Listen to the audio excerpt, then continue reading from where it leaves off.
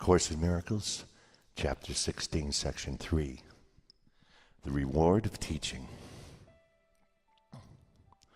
We have already learned that everyone teaches, and teaches all the time. You may have taught well, and yet you may not have learned how to accept the comfort of your teaching.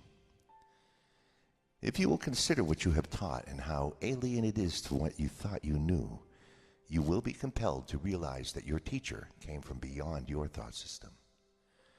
Therefore, he could look upon it fairly and perceive it was untrue. He must have done so from the basis of a very different thought system and one with nothing in common with yours.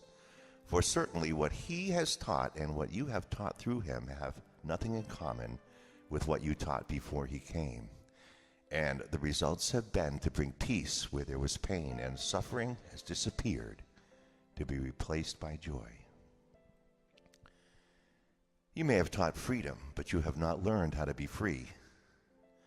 I said earlier, by their fruits ye shall know them, and they shall know themselves. For it is certain that you judge yourself according to your teaching. The ego's teaching produces immediate results because its decisions are immediately accepted as your choice. And this acceptance means that you are willing to judge yourself accordingly.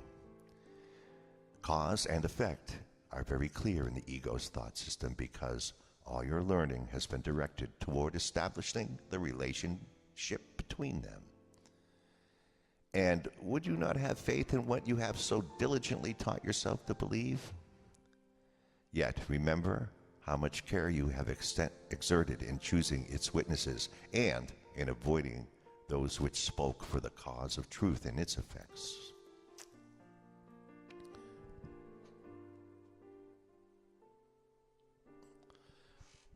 Does not the fact that you have not learned what you taught show you that you do not perceive the sonship as one? And does it not also show you that you do not regard yourself as one? For it is impossible to teach successfully wholly without conviction, and it is equally impossible that conviction be outside of you. You could never have taught freedom unless you did believe in it. And it must be that what you taught came from yourself. Yet this self you clearly do not know and do not recognize it even though it functions. What functions must be there. And it is only if you deny what it has done that you could possibly deny its presence.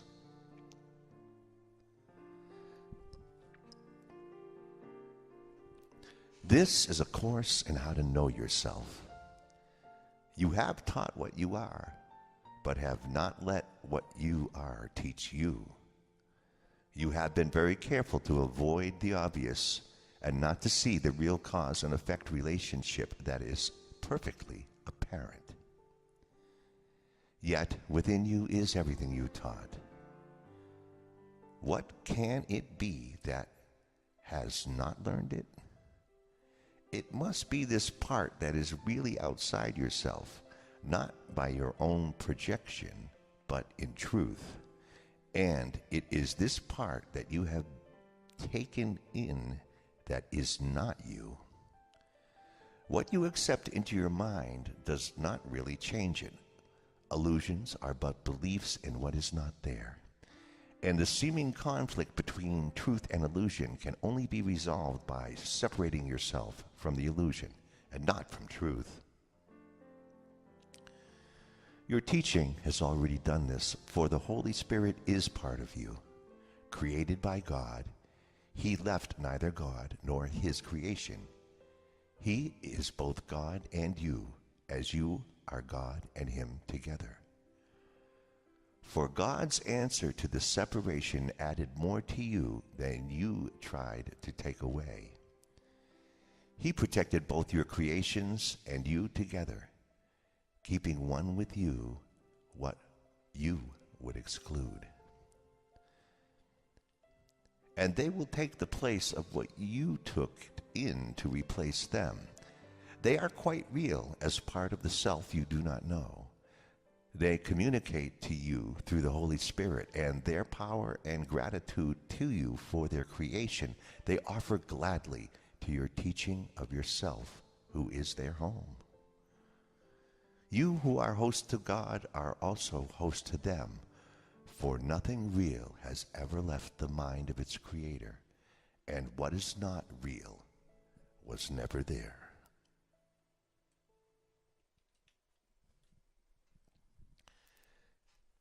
You are not two selves in conflict.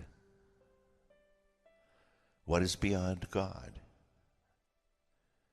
If you who hold him and whom he holds are the universe, all else must be outside, where nothing is.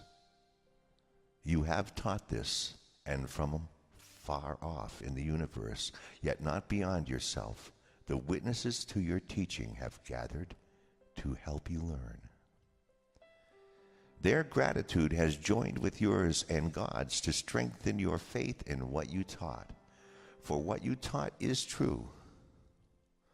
Alone, you stand outside your teaching and apart from it.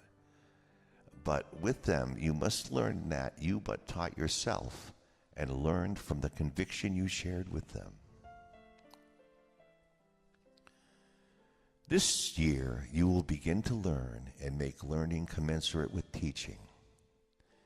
You have chosen this by your own willingness to teach. Though you seem to suffer for it, the joy of teaching will yet be yours. For the joy of teaching is in the learner who offers it to the teacher in gratitude and shares it with him.